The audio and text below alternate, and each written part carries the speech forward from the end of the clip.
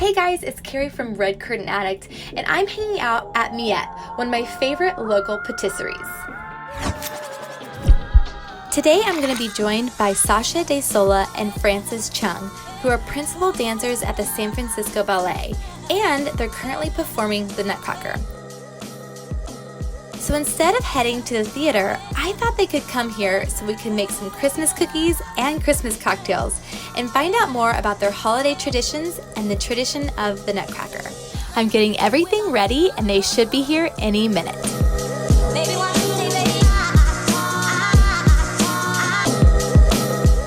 Thank you so much for coming here today. So you just got back from a rehearsal? Yeah, we just finished up. Yeah. Okay, so I can't wait to hear more about your roles and the Nutcracker, but first I thought we could start with a holiday cocktail. Let's so do I it. actually made this beforehand, and this is called stocking stuffers. It's really fun. Thank you. So I made it with 1.5 ounces of Glenfiddich, a 1/2 ounce of grapefruit juice, a 1/2 ounce of apricot liquor, and some lemon juice with a little mix and some rosemary. So cheers! Cheers! Woo! Happy holidays! You too. Okay, so I'm really excited to make some cookies with you today, and I have it all laid out. But before we start, I'm actually going to introduce you to a friend of mine, Jeff Gosche. Hey, Jeff! Hey there! How's it going? Hi, Jeff. Okay, so Jeff is on one of my favorite shows recently. It's the Food Network's Cooking Challenge for Christmas cookies, and he did such a fabulous job. So I thought that he could give us some tricks here, but also be the judge of our cookies to determine who is the best cookie decorator. What do you guys think? Sounds great. I love a good competition. All right, yeah, this will be fun. It's nice, I've already competed, so I can be on the other side of the camera right now.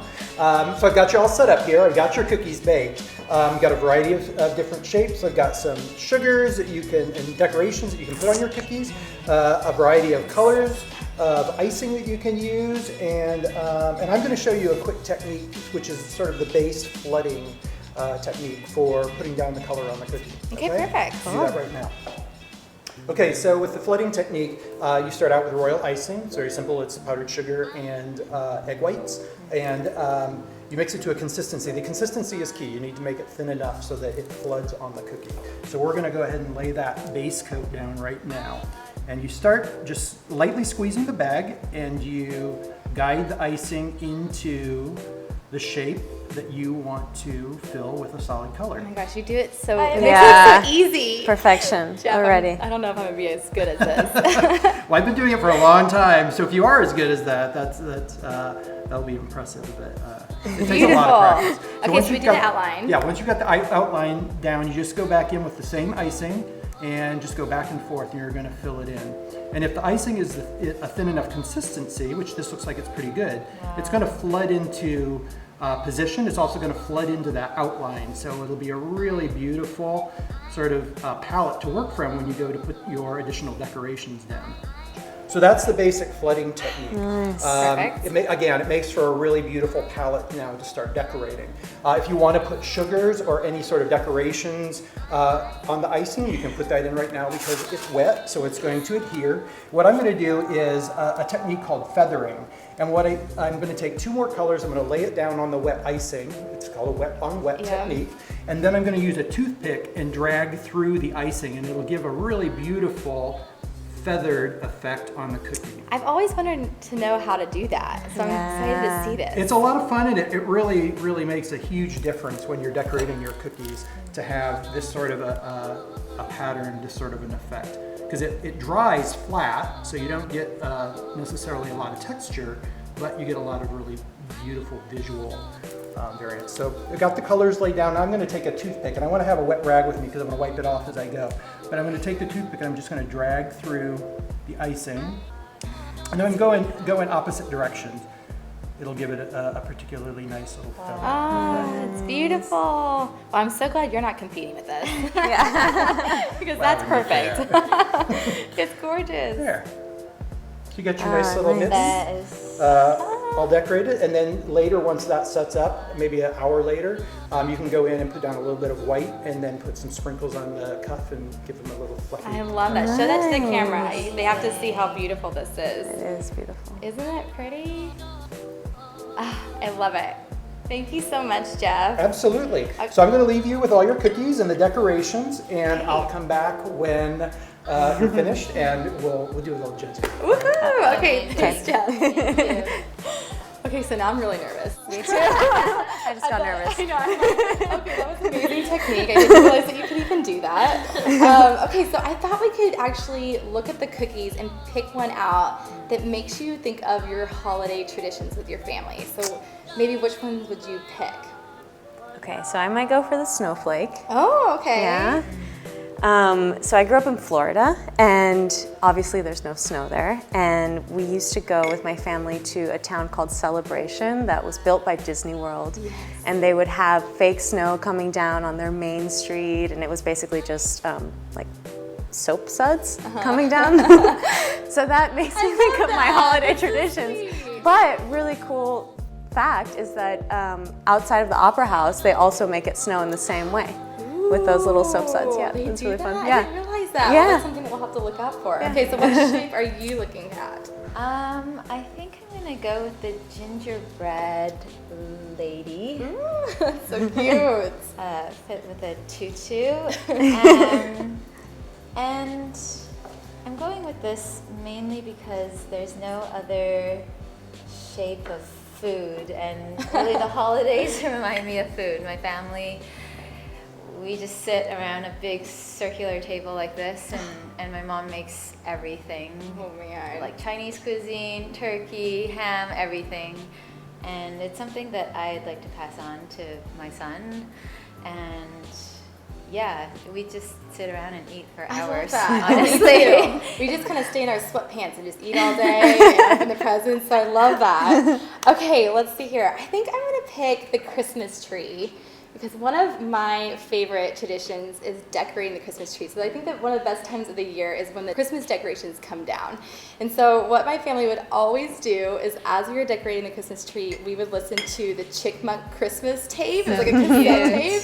And we always turn that on, and it just kind of like brightens. You can kind of tell, I just kind of like am living in that moment right now. So I think I'm going to do the Christmas tree. I love these options. I can't wait to see what you guys do. I'm not that good, you guys. So yeah. let's just Don't count on let's me. just try. But we'll try. So should we get started here? Should we get Yeah. our colors? So while we are decorating, I wanted to ask you a little bit more about the Nutcracker. Oh my gosh, this is one of my favorite ballets to watch.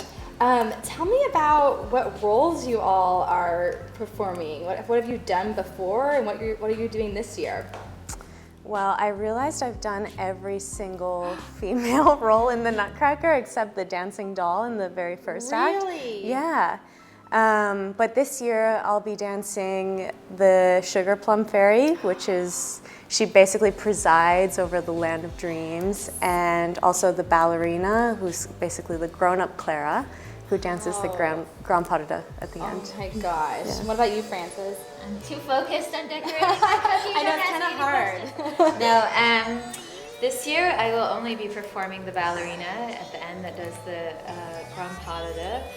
And that's the older Clara. Yes, right? so she enters into a gazebo, the little young Clara, and then the gazebo turns, and then out comes the princess ballerina, and we do a whole pas de deux in the end. Magical. But yeah, like Sasha, I think I've done every female part in the Nutcracker. Wow. Have you been performing this since you were little girls? Is this something you kind of knew growing up in ballet, or is this something new to the San Francisco Ballet? Well, not this production. I have been doing, the Nutcracker was the very first performance I ever did, ballet performance, when I was a kid. Oh. But Helgi's version, Helgi Thomason, our artistic director, I've been performing his version since I joined the company in 2006. Wow, Yeah. okay, Yeah. that's awesome, wow. And tell me a little bit more, because there's a special tradition about the Nutcracker at the San Francisco Ballet. Tell me about that. Well, I love that it's set in San Francisco, and all of the sets are Victorian inspired, and it's set at the turn of the century when electricity in homes was just becoming more common. Wow. So when they light the Christmas tree at the party scene, it's a big deal to have electric lights in the house. Right. So that's just a fun thing to look for in Yeah. the first act. It's really fun. Okay, and fun fact, actually, I hear that the San Francisco Ballet was the first American ballet company to present the Nutcracker. Is that true? So we've been told. No, I do believe it's true. Yeah. It's been an ongoing tradition, and all of our ballet masters who are coaching us now have been in the Nutcracker, and Wow. I think Jocelyn Volmar was the first Sugar Plum Fairy. The first Snow Queen, Snow I think. Queen. Yeah. I Yeah. love that. Yes. That's so cool. Okay, so come back to your, sorry. How's it coming? You got your outlines, you're doing it like this. Not as good as Jeff, but I know, I'm not. it's okay. I'm determined. So when you are performing the ballet, this is something that they do every year. So do you guys perform a lot for that, or is it just a pretty quick, like a few rehearsals and you're on? How long does it take for you to prepare? Well, this year we started at the end of November, a couple weeks ago. And it depends. For Francis and I, who have been performing this version for a while, it takes, I mean, of course it takes a lot of preparation because ballet is Yes. hard. But for somebody who's new to the role, maybe they'll have a bit more rehearsal and they'll have a bit more of a process to get ready. And for someone who's returning like us, we have a little bit less and we're kind of more accustomed to just jumping on stage. Gotcha. Yeah. Okay, God, it would take me forever. I tried to do ballet when I was younger, but I was too ticklish. Too ticklish? You know what? Because when they lift me up, I was like giggling. I What? had that fear. I Oh my definitely had gosh, that that's fear so when funny. I was younger because I'm very ticklish and Really? Yes, I definitely had that See? fear. Okay. Like I don't know if I could ever It's do not it. just me. I've never even good. thought about that. That's But so funny. when you're actually rehearsing and dancing, you just don't think about it. Okay. Because I'm still very Okay. ticklish. Yeah. But yeah, once you're actually in it, in rehearsal and focused and whatnot, you don't think about it so much. But it's so funny. That, isn't it funny? I'm like, I That cannot was do this. I'm way too ticklish. I love that. Okay, so tell us, this is such a famous ballet, but I'm curious to see in your minds, like, what is it, if someone has not seen this before, why is it so magical? Why should this be on their holiday list to come and see you guys perform? Honestly, for me, when I watch it, the first act of Nutcracker, everything comes to life. It's the production of this ballet makes it very magical. And I'm backstage and I see it all. I've been in the company for so long and I've seen this production so long, but every time I do watch it from the audience, it still gives me this feeling of magic. And it's the tree, growing to this monstrous size. Tell us about that, actually. If you haven't seen this is probably one of my favorite parts, is the tree. So basically, at the end of the night, Clara goes to sleep, and it could be a dream or it could be real, you don't know. But when the clock strikes midnight is when the tree comes to life and it grows, it fills the entire stage. Wow. And then if you actually watch closely, the cabinet with the dolls and everything that was miniature becomes larger than life. Honey, I Shrunk the Kids? Yeah, it's like that. It's totally that. That is awesome. Nutcracker version. Exactly, the holiday version. Yeah. Sasha, what is one of your favorite parts of the Nutcracker that we should look out for? I have to say it's the snow scene. It's incredible, especially in our production here in San Francisco. It doesn't just snow, it's like a full-blown blizzard. Okay, it really is. And I want you to go into more of that, because how much snow do you guys have to dance through? There's so much. So I heard, and don't quote me on this, but I heard that we drop 150 pounds of snow every single performance. Okay, how do you keep from falling? Because it has to be slippery. It is. It is. It's Yeah, I don't know slippery. how we keep from falling. Keep going. You just kind of keep going, yeah. Oh, okay. Stay I always super grounded, yeah. No, when I first saw the San Francisco Ballet's Nutcracker and the snow scene, I just started crying because I was just like, this is the most magical thing I have ever seen, like in real theater form, where it's very raw. It's not on camera because we kind of get used to like graphics on movies and things like that. But to see it live and all these snow, I'm getting goosebumps. It's so beautiful. Yeah. And I feel like our production, especially, we make it real. Like I've been to other Nutcrackers, and there's maybe a little drizzle of snow, but it's almost a blizzard. It's absolutely It's totally a blizzard. On stage, you get snowflakes in your ears, up your nose, in your mouth. Oh my God. There's no escaping it, but you continue. You just continue. Yeah, you look as elegant as can be. You know, just dancing along. That's so amazing. Okay, how's it going? Are you? It's coming along. Almost I'm finished. almost there. I know. I just started. Sorry, Brandon. I know, it's real. Now the other thing is you'll find snowflakes in your closet like 8 months later. Really? Yeah, yeah. Summer. 'Cause they get everywhere. Yes. Yeah. There's no love escaping that. it.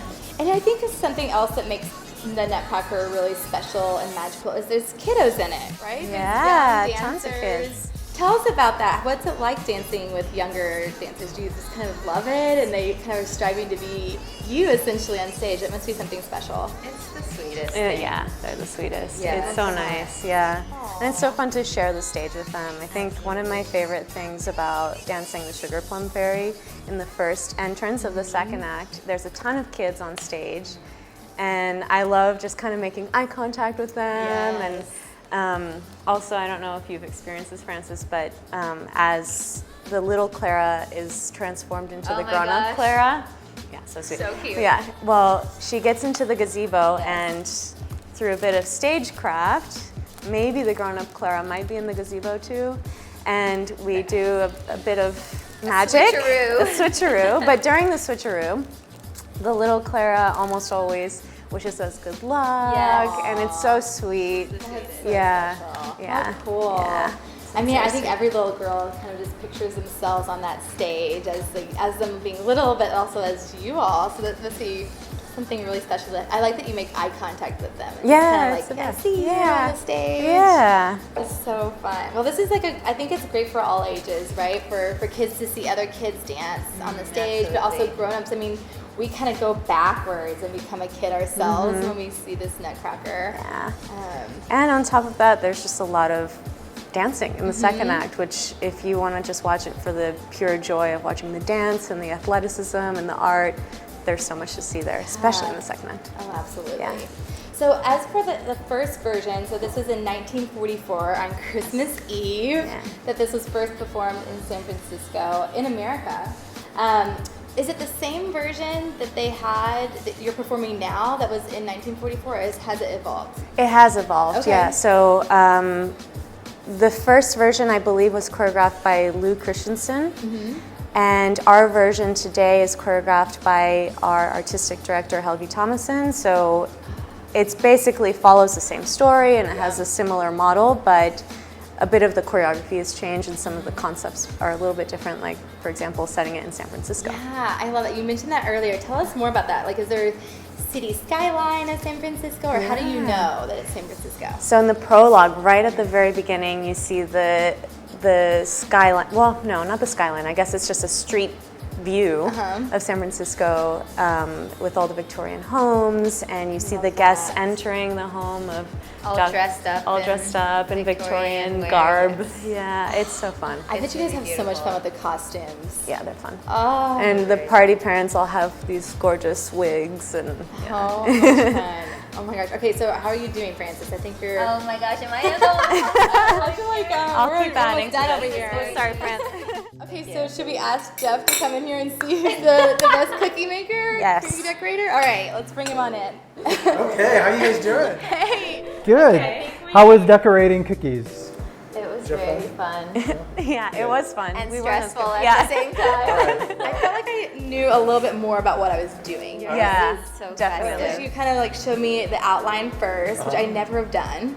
It was like basics, but I've never done that before. And the little toothpick Yeah. technique. I love that. I love it. Okay, I'm gonna so use should we that. show everybody our cookies? Oh my gosh. This is Wow. our cookie. Ta-da! These are amazing. You guys, it took me a long time to get to the point where I was decorating like this. This is fantastic.